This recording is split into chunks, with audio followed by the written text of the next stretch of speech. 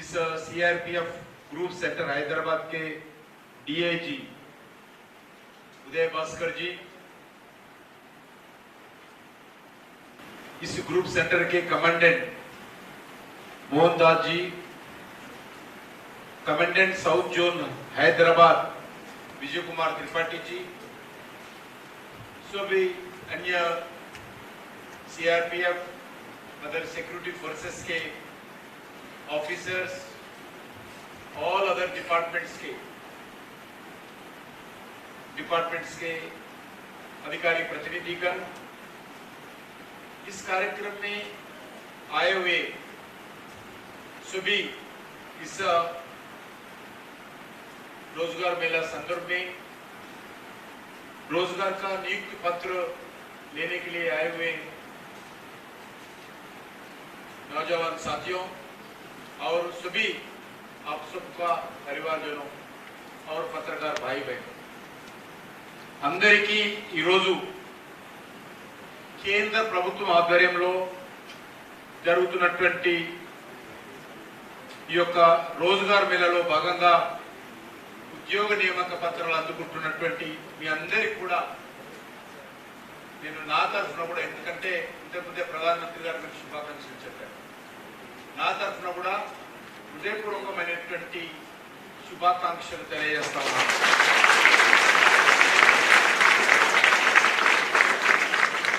ఈ శుభ సందర్భంగా మీతో పాటు మీ తల్లిదండ్రులకు కూడా మనస్ఫూర్తిగా అభినందనలు తెలియజేస్తాను.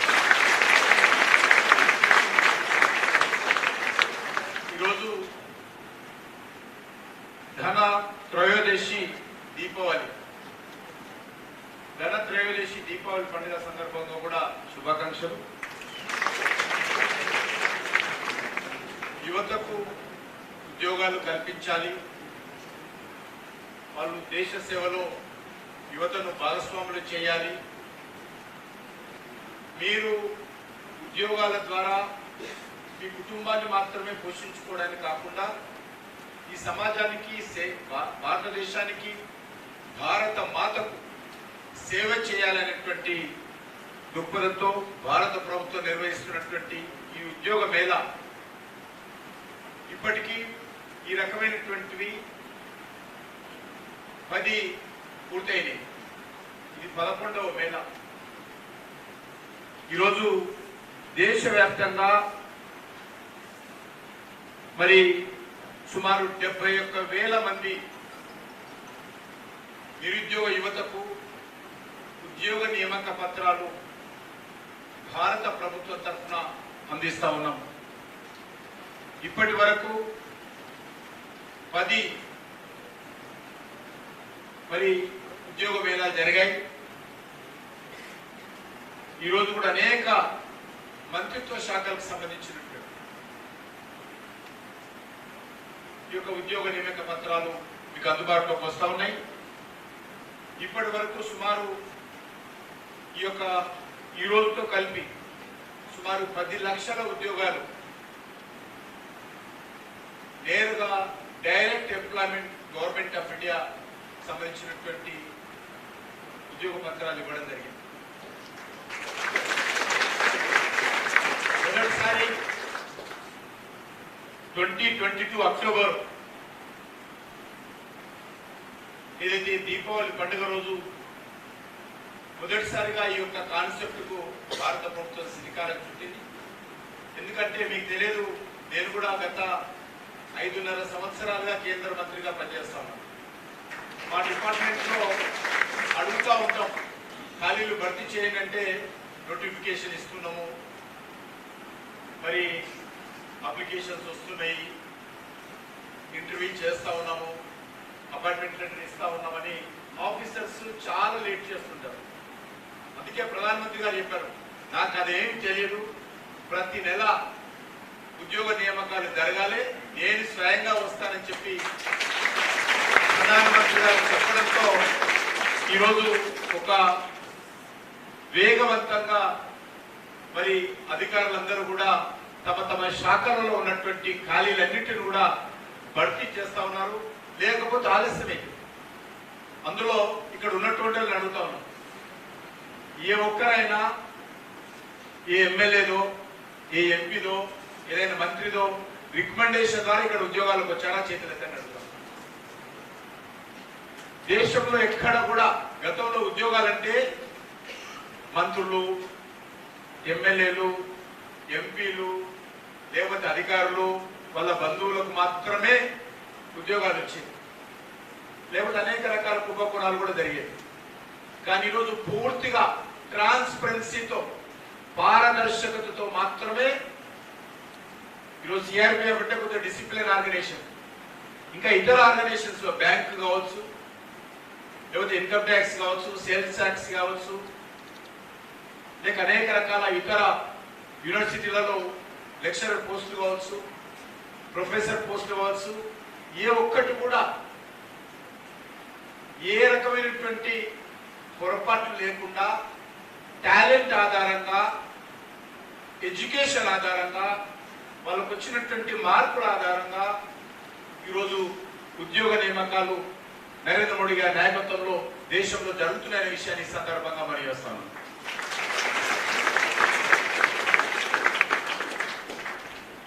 మేము 2022లో చివరి క్వార్టర్లో అనుకున్నప్పుడు 12 లక్షలు ఇవ్వాలనుకున్నాము.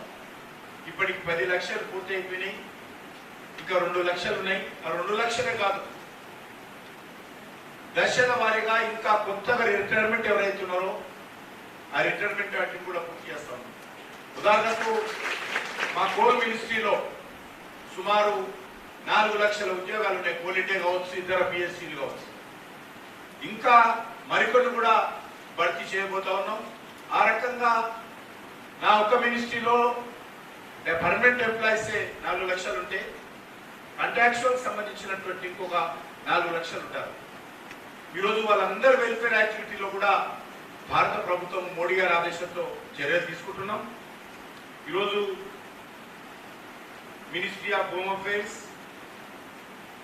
Ministry of postal, ministry of health, department of financial services అలాంటి మినిస్ట్రీలకు సంబంధించినటువంటి ఖాళీలను భర్తీ చేసి యువతకు ఉద్యోగ పత్రాలు ఇస్తా ఉన్నాం.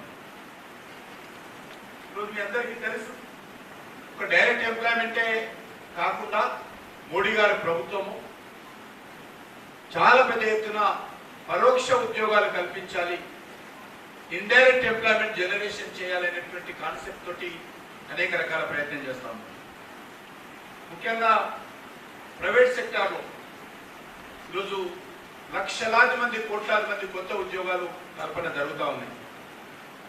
కరోనా వచ్చినప్పటి నుంచి ప్రపంచమంతా కూడా ఆర్థిక మాధ్యం ఏర్పడింది. ప్రపంచమంతా కూడా ఆర్థికమైనటువంటి క్రైసిస్, ఎకనామికల్ క్రైసిస్ లో ఆయా దేశాలు ఉన్నాయి. మన చుట్టుపక్కల దేశాలు తీసుకున్నా, నేపాల్ తీసుకున్నా, శ్రీలంక తీసుకున్నా, పాకిస్తాన్ తీసుకున్నా, బంగ్లాదేశ్ తీసుకున్నా, ఇంక్లూడింగ్ చైనా లాంటి దేశాలు కూడా ఆర్థికమైనటువంటి సంక్షోభంలో ఉన్నాయి. అటువంటి పరిస్థితుల్లో కూడా మన దేశంలో ఏ రకమైనటువంటి ఎకనామికల్ క్రైసిస్ లేకుండా చాలా ధైర్యంగా కరోనా నుంచి బయటపడి ఈరోజు ఆర్థిక వ్యవస్థను గాడిలో పెడుతూ ప్రపంచ దేశాలకే ఆదర్శంగా మన దేశంలో ఈరోజు మరి అన్ని రకాల యాక్టివిటీ, అది మౌలిక వసతులు, ఇన్ఫ్రాస్ట్రక్చర్ యాక్టివిటీ కావచ్చు, ఇతర రంగాలు కావచ్చు.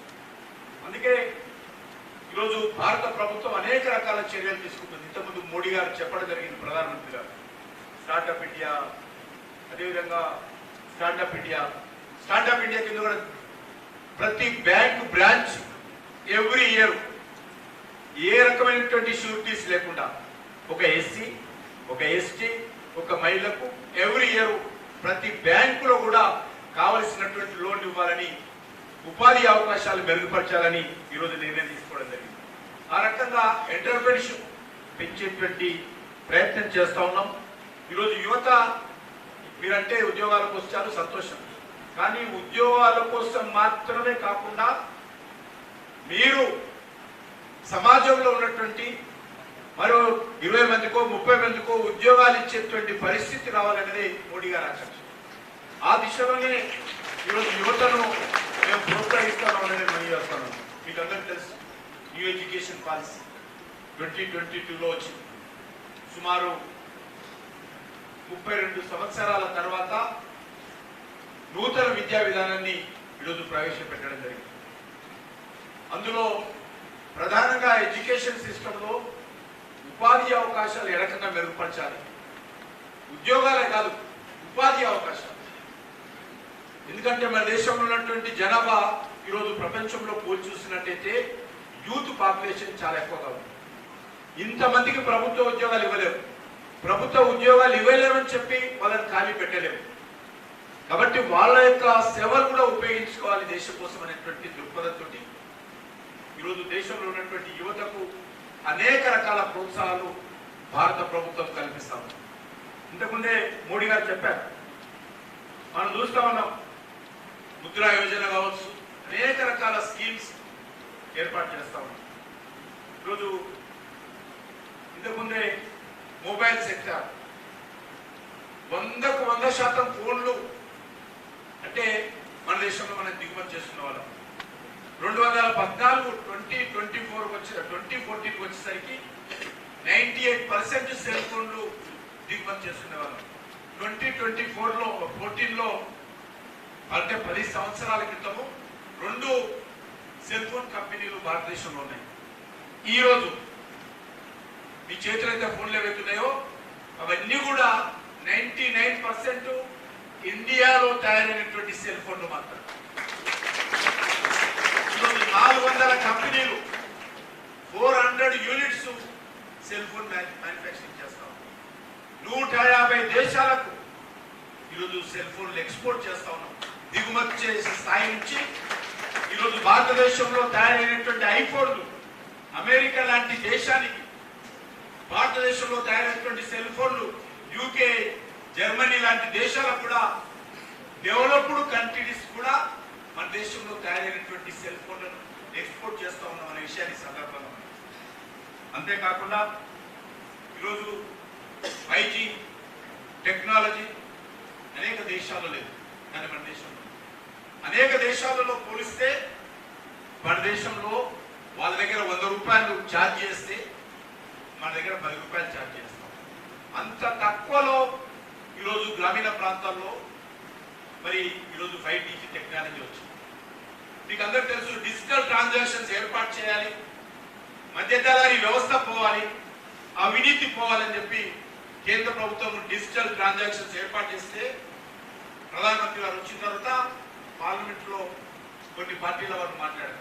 ఈ దేశంలో పేద ప్రజల దగ్గర సెల్ ఫోన్లు ఎక్కడ ఉన్నాయి, కనెక్టివిటీ ఎక్కడ ఉంది, 2G ఎక్కడ ఉంది, 3G ఎక్కడ ఉంది, అసలు సెల్ ఫోన్ ఆపరేట్ చేస్తారా, వాళ్ళకి ఏ రకంగా ఉంది అని. ఈరోజు ప్రపంచంలో చైనా తర్వాత అత్యధికమైనటువంటి సెల్ ఫోన్లు ఉపయోగిస్తున్నటువంటి దేశము భారతదేశం అని మనం చేస్తాం. అంతేకాదు ప్రపంచంలోనే అతి తక్కువ ఛార్జీ ఈరోజు 2G కానీ 4G కానీ మన దేశంలో మనం ఛార్జ్ చెల్లిస్తాం. అంతేకాకుండా డిజిటల్ ట్రాన్సాక్షన్స్ ప్రపంచంలో నెంబర్ 1 ఈరోజు మన భారతదేశం వచ్చింది. ఎక్కడైతే నిరక్షరాస్యులు అన్నారో, ఎక్కడైతే టెక్నాలజీ లేదన్నారో, ఎక్కడైతే నవ్వారో, ఈరోజు మనము కూరగాయల దుకాణానికి వెళ్ళినా, ఒక బొమ్మల టాయ్స్ దుకాణానికి వెళ్ళినా, ఒక పాండవ దుకాణానికి వెళ్ళినా, ఎక్కడ వెళ్ళినా కూడా పే ఫోన్ సిస్టమ్ వచ్చింది. అంత నిరక్షరాస్యులు కూడా ఈరోజు ఈ యొక్క డిజిటల్ ట్రాన్సాక్షన్ ను ఈరోజు విశ్వసిస్తున్నారు, నేర్చుకుంటున్నారు, ఇంప్లిమెంట్ చేస్తున్నారనే విషయాన్ని ఈ సందర్భంగా మీకు మనం చేస్తున్నాం. అంతేకాకుండా ఈరోజు డిఫెన్స్ ఎక్స్పోర్ట్స్ ఒకటి కాదు, అన్ని రకాల ఎక్స్పోర్ట్స్ ఈరోజు మన భారతదేశంలో పెరిగింది. భారతదేశంలో అత్యధికమైనటువంటి మన యొక్క బడ్జెట్ డిఫెన్స్ మనం కేటాయించాలి. అందులో more than 60% defence budget export కోసం ఖర్చు పెట్టారు, ఇంపోర్ట్ వస్తువుల కోసం ఖర్చు పెట్టుకున్నారు. రక్షణ రంగానికి సంబంధించినటువంటి అనేక రకాల ఎక్విప్మెంట్స్ ను దిగుమతి చేసుకోవడానికి డిఫెన్స్ బడ్జెట్ ఖర్చు అయ్యింది. కానీ ఈరోజు స్లోగా మన దేశంలో కూడా డిఫెన్స్ ఎక్విప్మెంట్ తయారు చేయడం, మన దేశానికి అవసరమైనటువంటి ఉత్పత్తులను కోసం అవసరానికి సంబంధించిన ఉత్పత్తులను మనం ప్రొడక్షన్ చేసుకోవడం, అంతేకాకుండా ఎక్స్పోర్ట్ చేస్తూ ఉన్నాం. ఈ సంవత్సరం సుమారు 25,000 కోట్ల రూపాయల డిఫెన్స్ ఎక్విప్మెంట్స్ ఇతర దేశాలకు, డెవలప్డ్ కంట్రీస్ కూడా మనము ఎగుమతి చేయబోతున్నామని మనం చేస్తున్నాం. అంతేకాకుండా ఈరోజు మన దేశంలో వాణిజ్య రంగానికి సంబంధించినటువంటి ఎక్స్పోర్ట్స్ $418 బిలియన్ విలువైనటువంటి ఎక్స్పోర్ట్స్ మనం చేస్తాం రికార్డు స్థాయిలో. అంతేకాకుండా మరి ఈరోజు మనం చూస్తా ఉన్నాం, ఇంతకుముందే మోడీ గారు కూడా చెప్పడం జరిగింది, మనము ప్రపంచంలో 5వ అతిపెద్ద ఆర్థిక శక్తి కలిగినటువంటి దేశంగా ఈరోజు మనం ఎదిగాం. ఎవరు ఊహించలేదు. మనం ఇంకా డెవలప్డ్ కంట్రీ కాదు, మన అభివృద్ధి చెందిన దేశం కాదు, మన అభివృద్ధి చెందుతున్నటువంటి దేశం, డెవలపింగ్ కంట్రీ. అటువంటి మన దేశంలో కూడా ఈరోజు ప్రపంచంలోనే 5వ ఆర్థిక అతిపెద్ద దేశంగా మనం ఇది అవతరించాం. మన లక్ష్యంగా ఉంది వచ్చేటువంటి కొన్ని రోజుల్లో 4వ స్థానంలోకి రాబోతున్నాం. 2028-29 కల్లా 3rd ప్లేస్ లో 3rd లార్జెస్ట్ ఎకానమిక్ కంట్రీగా మనం ఎమర్జ్ కావాలనుకుంటున్నాం. అదేవిధంగా 5 ట్రిలియన్ ఎకానమీ భారతదేశంలో మనము మరి చేరుకోవాలనుకుంటున్నాం. ఆ రకంగా ఈరోజు మనం చూస్తే రైల్వే నెట్వర్క్ అద్భుతంగా పెరుగుతాం. జాతీయ రహదారులు, నేషనల్ హైవేస్, నేను 1993లో అమెరికాకి వెళ్ళినప్పుడు అనుకునేవాడిని, ఆ జాతీయ రహదారి మీద మనం జర్నీ చేస్తే భారతదేశంలో ఎప్పుడైనా రోడ్లు ఉంటాయా. కానీ ఈరోజు మనం చూడొచ్చు, హైదరాబాద్ నుంచి మీరు నాగ్పూర్కి వెళ్ళాలన్నా, హైదరాబాద్ నుంచి బాంబేకి వెళ్ళాలన్నా, హైదరాబాద్ నుంచి విజయవాడకి వెళ్ళాలన్నా, హైదరాబాద్ నుంచి బెంగళూరుకి వెళ్ళాలన్నా కూడా అద్భుతమైనటువంటి జాతీయ రహదారులు. గత 10 సంవత్సరాలు వాజ్పేయి గారు గతంలో ప్రైమ్ మినిస్టర్ ప్రారంభించారు స్వర్ణ చతుర్భుజి పేరు. కానీ ఆ తర్వాత వచ్చినటువంటి ప్రభుత్వము దాన్ని మళ్ళీ పక్కన పెట్టింది. మళ్ళీ మోడీ గారు వచ్చిన తర్వాత జాతీయ రహదారులు కొన్ని లక్షల కోట్ల రూపాయలు ఖర్చు పెట్టి ఈరోజు డెవలప్ చేస్తా ఉన్నాం. కాబట్టి జాతీయ రహదారులు తీసుకున్నా, ఏ రంగాన్ని తీసుకున్నా కూడా ఈరోజు మనం ముందుకెళ్తా ఉన్నాం. ఇంకా ముందుకెళ్లాల్సినటువంటి అవసరం ఉంది. ఎందుకంటే ఈరోజు సర్వీస్ సెక్టార్ కావచ్చు, మ్యానుఫ్యాక్చరింగ్ సెక్టార్ కావచ్చు, అదేవిధంగా డిఫెన్స్ రీసెర్చ్ కావచ్చు, టెక్స్టైల్ కావచ్చు, ఏ రంగంలో తీసుకున్నా కూడా అన్ని రంగాలలో మనం ముందుకెళ్తా ఉన్నాం. ముందుకెళ్లాల్సినటువంటి అవసరం ఉంది. ఎందుకంటే ఈజ్ హై టైం, అంటే ఇది మరి ఒక మంచి సమయం. ఎందుకంటే ఈరోజు దేశంలో యూత్ పాపులేషన్, ఎవరైతే మీ పాపులేషన్ ఉందో, యూత్ పాపులేషన్ ప్రపంచంలో అత్యధికమైనటువంటి జనాభా మన దేశంలో. ఏ దేశంలో చైనాకి వెళ్ళినా, జపాన్కి వెళ్ళినా సీనియర్ సిటిజన్స్ ఎక్కువ, యూత్ తక్కువ.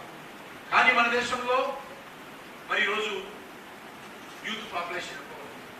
మన యూత్ పాపులేషన్ పూర్తిగా వాళ్ళ శక్తిని ఉపయోగించుకొని భారతదేశం 2047 వచ్చే 25 సంవత్సరాల లోపల ఒక డెవలప్డ్ కంట్రీగా, అభివృద్ధి చెందిన దేశంగా, వికసిత్ భారత్ గా 2047లో మనం ఎమర్జీ కావాలి. ఎమర్జీ కావడానికి this high time, golden time. ఎందుకంటే మంచి శక్తి యుక్తులు కలిగినటువంటి యువత భారతదేశంలో ఉంది. ఇప్పటికే మనం చూస్తా ఉన్నాం, ఈరోజు అనేకమైనటువంటి బహుళ జాతి కంపెనీలకు, కార్పొరేట్ కంపెనీలకు అమెరికాలో తీసుకున్నా, ఎక్కడ తీసుకున్నా కూడా ఇండియన్ యూత్ ఆ కంపెనీల హెడ్స్ గా ప్రయత్నం చేస్తాం. ఈరోజు ఐటీ సెక్టార్ లో ప్రపంచాన్ని మనం శాసిస్తా ఉన్నాం. రానున్న రోజుల్లో అన్ని రంగాలలో కూడా మన దేశంలోని యువత మన యొక్క మేధస్సు ద్వారా ప్రపంచాన్ని శాసించాల్సిన అవసరం ఉంది. శాసిస్తామనేటువంటి విశ్వాసంతో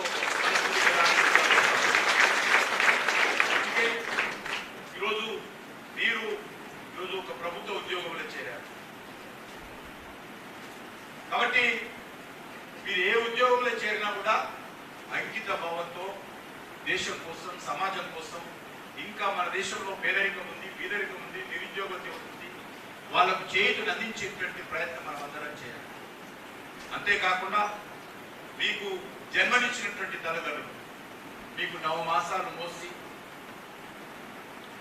జన్మనిచ్చి ఎంతో కష్టపడి వాళ్ళు తిన్నా తినకపోయినా మిమ్మల్ని చదివించి ఈరోజు ఒక ప్రభుత్వ ఉద్యోగంలో నియామక పత్రాలు వచ్చేంత వరకు మిమ్మల్ని పోషించారు. కాబట్టి మీరు ఎక్కడ వెళ్ళినా కూడా మీ తల్లిదండ్రులను మరవకూడదని కూడా ఈ సందర్భంగా మరి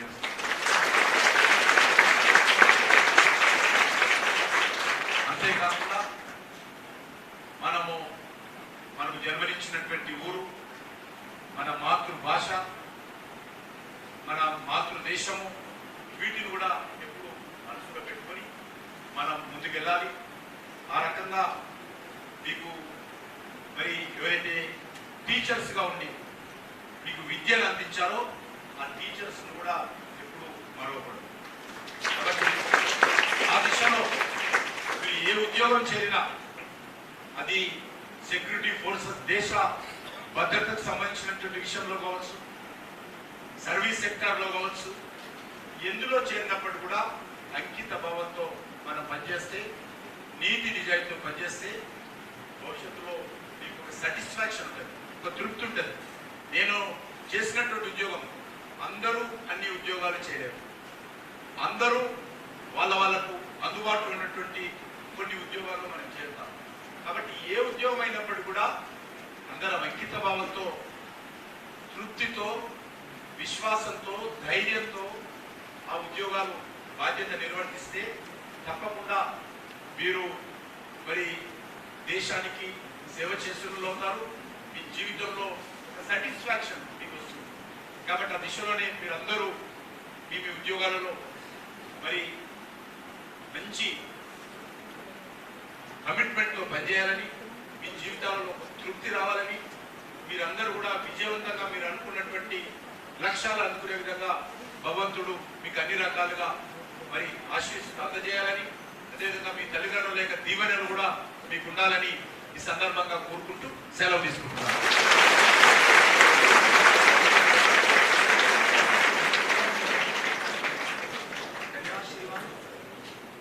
आशा करता हूँ कि माननीय मुख्य अतिथि महोदय जी के गरिमामय उपस्थिति, पावन सानिध्य एवं समुचित मार्ग